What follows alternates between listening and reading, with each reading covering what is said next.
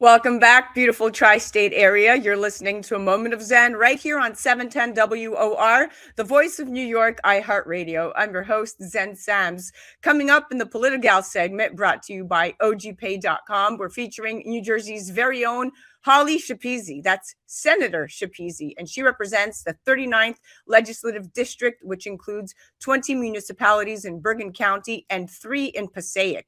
She's also a dedicated mother, wife, and partner at O'Toole Scrivo Law Firm in Cedar Grove.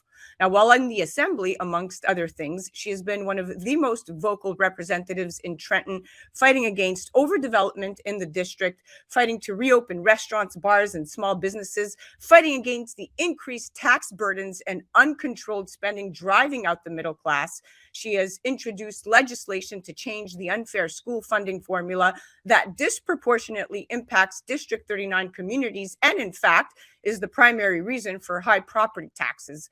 Holly is joining us today to chat career, motherhood, and 2023 plans for New Jersey. Welcoming now to the show is the amazing trailblazer, Holly Shepisi. Welcome. And thank you for having me on, Zen. Absolutely. It's such a pleasure to have you on. Thank you for coming onto the show. And I just wanted to take the time to thank you for all of your hard work and efforts to serve the people of New Jersey fairly, which is important. It is very difficult sometimes as you're negotiating and discussing some of these topics when you talk about fairness and parity and some of the policies that may have unintended consequences and make it very difficult for our residents to thrive and survive. Yeah, it's true. And well, before we dive into the nitty gritty, because I love how you just, started off with what the issues at hand. Roll up your sleeve and let's talk about it. Yes, but also a big congrats is in order to you, State Senator. WR is also extending congratulations to Assemblyman Bob Oth and Assemblywoman Deanne DeFuccio. I heard you are all announcing your campaign for re-election, so upwards and onwards. Thank you. Yep, we just entered the new election cycle where this year I will be the top of the ticket for our district. Big congratulations. Okay, let's get to it. You were quoted saying, "We're more motivated than ever to serve, and should we be reelected, we'll continue to fight to bring much needed common sense to Trenton and fight back against the radical agenda of Phil Murphy and Trenton Democrats." Talk to me about what radical parts of Phil Murphy's agenda you'd want to peel back. Well, there's so many different facets. I mean, we just started to emerge financially once again out of the pandemic and really unnecessary lockdowns that took place in New Jersey far beyond what was needed, I think, from a public health perspective. And we saw upwards of almost, it was close to 40% of our small businesses in the state shuttered their doors as a result of that policy, many of which, a majority of which were owned by women and minorities. We saw just recently, because the state wasn't releasing it, how badly the impact on education loss was by the shutdowns and the quote-unquote virtual learning. I'm a mother of an 11-year-old, a 19-year-old, and I witnessed it firsthand with my own children, and that's coming out of a very good school district. We're seeing that we may have a generation of kids who never achieved their educational opportunity as a result of, those draconian measures that were put into place. And then during that same period of time, rather than focusing in our state on learning loss and learning lag and how to implement tools for kids' mental health, as well as for the loss of several years of real pivotal education, the focus of the state and the Democrats during that exact same period of time was implementing in literally like the dark of the pandemic, new policy, new legislation that focuses on not teaching children how to think anymore, but teaching children what to think, and really kind of enmeshing into every subject, political types of arguments and sexuality and a whole host of other things that may or may not be age appropriate, one, and two, are discussions oftentimes best left to families to have with their children. I couldn't agree more. Amen to that. And when you go back, I mean, there's across the board, there's red flags here. We have a budget process that's out of control. The budget's up nearly 50% since Murphy took office. Democrats have absolutely nothing to show for the windfall they received. I mean, where did it go? And then you have this absurdly expensive green energy plan. And let's not forget the many job killing pandemic policies that, thank you for being so out there about this, that you're trying to, you know, cover it in a sensical way, where all these people lost their jobs over what? Over not getting vaccinated? I mean, over things that felt very draconian, like you said. I mean, I can go on and on. Also, parents have been denied a voice in their children's education. Crime in the state is entirely through the roof, including car thefts, exasperated by Murphy's early release policy, in addition to a Supreme Court slap gun policy. So it's just mayhem across the board.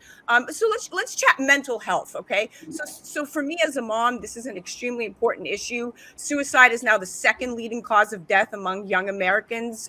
Black children under 12 and Asian American youth are at the greatest risk for self-harm. The CDC just recently released a report that nearly 1 in 4 young adults in the U.S. has been treated for mental health issues during the pandemic. And now we have the Surgeon General issued a report indicating that more than 1 in 3 students are reporting feeling, sad, depressed, hopelessness. I mean, this is really at as far as you can go as a society. We're at a crisis point. We need new tools and new strategies. Talk to me, Holly. What action plan do you have in place to address this new sad reality?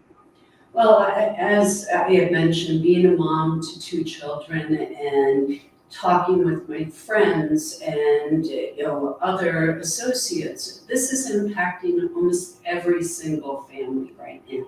You have a generation of children who were the very first with social media, with the internet, with iPhones, with Snapchat, that were already trying to adjust socially. And I look at my daughter's age group, they are the perfect storm, where they take a look online, they perceive everybody else's lives as perfect.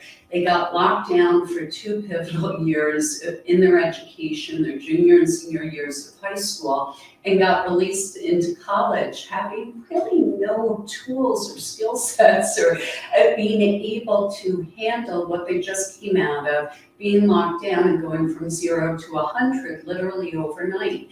And so we're seeing a huge uptick in mental health crises right now. And one of the biggest issues is dealing with it. Any parent who's attempted to reach out gets told it's 3-week to 6-month waiting lists in order to even get the mental health help that's needed. In college campuses, it's abysmal.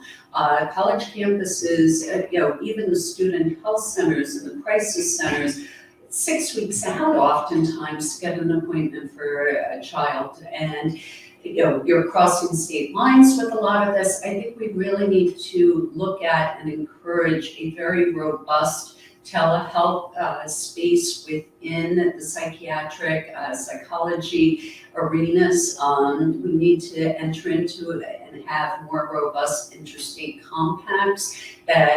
So one issue that a lot of parents are finding is their child may have begun mental health services at home through telehealth. They go to college, and depending upon the state that they're in, that doctor may be precluded from continuing to provide treatment to the patient, even as a pre-existing patient, unless they're licensed within that state. And so it's something where I have a couple of pieces of legislation dealing with telehealth, some glitches that we did see during the pandemic, including even if a 911 crisis call got made by a psychiatrist or a therapist who's online with a patient that they may believe self-harms or attempts to commit suicide.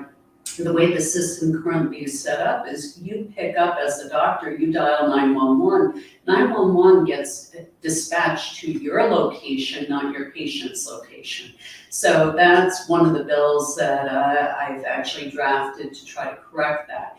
We need, you look at the pandemic relief monies that the state was given, almost $6 billion that it has been kind of unaccounted for, is going to pet projects. We just saw the governor bought it was 6 brand new SUVs for. I saw that. I saw the 5 SUVs for $589,000. I mean, okay, sure. $600,000, where our school districts don't receive that in total for state funding.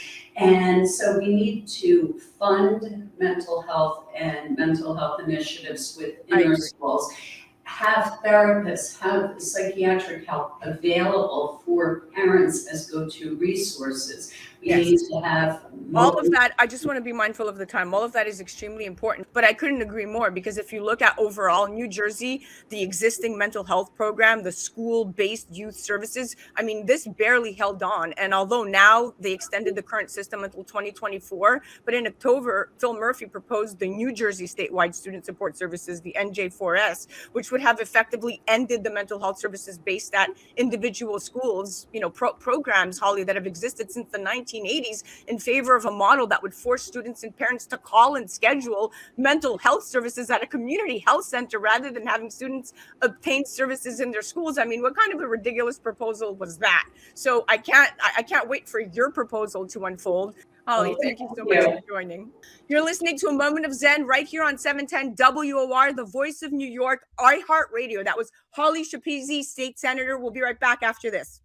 A Moment of Zen is brought to you by Caldwell Soames Incorporated, investing globally in transformative businesses like Original Digital Corporation, or ODC. ODC develops advanced consumer and commercial fintech solutions such as OGPay, which will transform the way you manage your money. From sending and receiving money globally for free, paying for goods and services in person and online, pay bills, buy and sell digital currencies, all while earning interest. OGPay is easy to set up, FDIC insured, and your information is secured. Check out OGPay.com.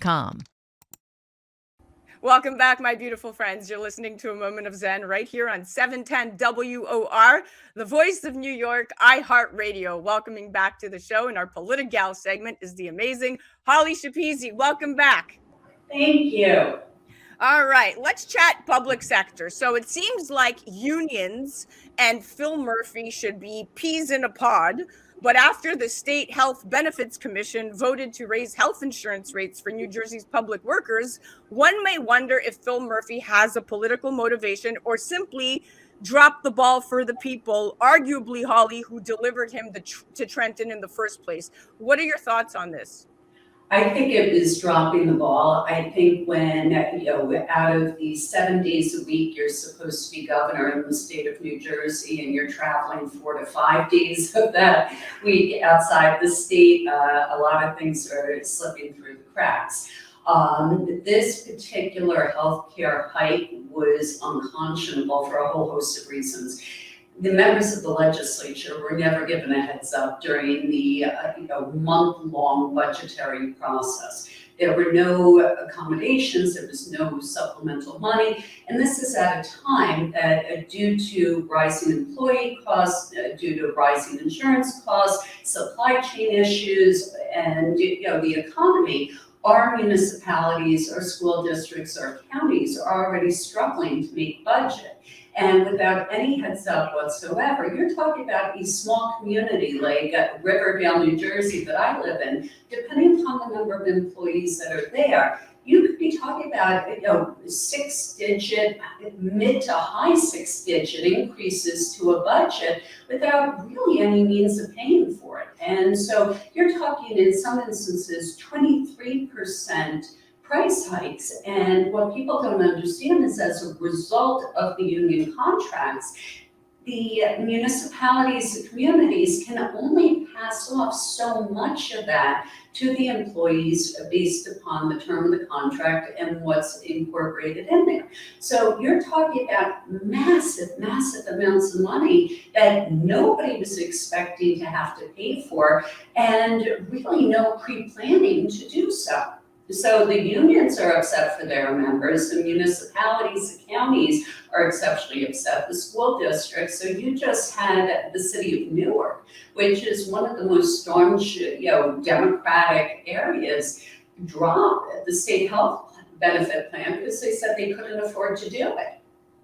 This is unbelievable. I mean, if you look at everything he's touted himself to be, Governor Murphy has long defined himself as a champion for organized labor. Labor, in fact, was at the center of the battle with his rival, former Senate President Steve Sweeney. He was forced to expend so much treasure on, remember that? And then former Governor Chris Christie also famously or infamously clashed with labor during his tenure. But Murphy owes much of his political fortune to the goodwill, the support, and the hard work of organized labor. So not really sure where this came from, but totally underhanded, not called for. And well, he's not running for a third term. So moving on to New Jersey's next gubernatorial election is more than 2 years away. And Holly, there's potential contenders. They're already gearing up. We know that Phil can't run for a third consecutive term. We have politicians on both sides of the aisle hinting they might be interested. I feel you can bring this home. Will you run? Right now I'm focused on running for re-election for Senate this year, but as I've told many people, I never rule out any opportunity. If I didn't kind of jump into this 11 years ago, my very first position was being an assemblywoman with a 2-week-old baby in my arms as I was going door to door. I've fallen into politics while I'm here. It's to make a difference. It's not to be the quiet person sitting in the corner. And if it makes sense for me and my family, and if there's a real opportunity to do so, I never say never. We never say never. We're going to put it out there, in the universe. Ask and you shall receive. I will be your number one fan. All right, let's move on to a fun fact. So I read that while you were going to law school, you interned for a New York Supreme Court judge, Judge Edwin Torres, who had written Carlito's Way, and you became very good friends, and he brought you to all the movie premieres in New York, ultimately getting you featured on a Wendy's commercial that enabled you to get your Screen Actors Guild card. So I love that you have an inclination for the arts and acting. Please tell me more. So yeah, when I went to law school, I selected Fordham because I also wanted to pursue an acting career. So I was taking classes with a professor at Tisch who used to run Lee Strasberg's group, and managed to do some off Broadway. Was on NYPD Blue as an extra for a bunch of episodes, was on Spin City for probably about 7 or 8 episodes as an extra as well, did the Wendy's commercial, and I've always loved the arts. I paint, I play piano, I love to act, and even in my law career I've represented film directors, producers, put together film funds. I produced a horror movie with 2 clients of mine one time. And it's something that I really feel passionate about, supporting people within the arts. My 93-year-old mother-in-law is an artist in Manhattan. She still continues to do shows, not around the world anymore, but in New York and in other areas. And so it's something where I sit on the Arts Council for the state of New Jersey, and really think that we need to ensure in all of our schools that our programs also thrive. I'm beaming, gleaming. You just warmed my heart. I love it. As you know, we are a big arts family. I'm an actor myself. I have a movie coming out with Jamie Foxx this summer called Tin Soldier that I'm in. I've been acting my whole life. This was a serendipitous transition to film and radio. But yeah, I went to Lee Strasberg, Stella Adler Conservatory trained. I have a BFA in theater. I mean, this is what I love. This is what I do. And so it's my dream, living in New Jersey, currently in Norwood, New Jersey, Bergen County, to open an arts center in Norwood, New Jersey. So maybe you can call Mayor Barca and tell him to help me make it happen.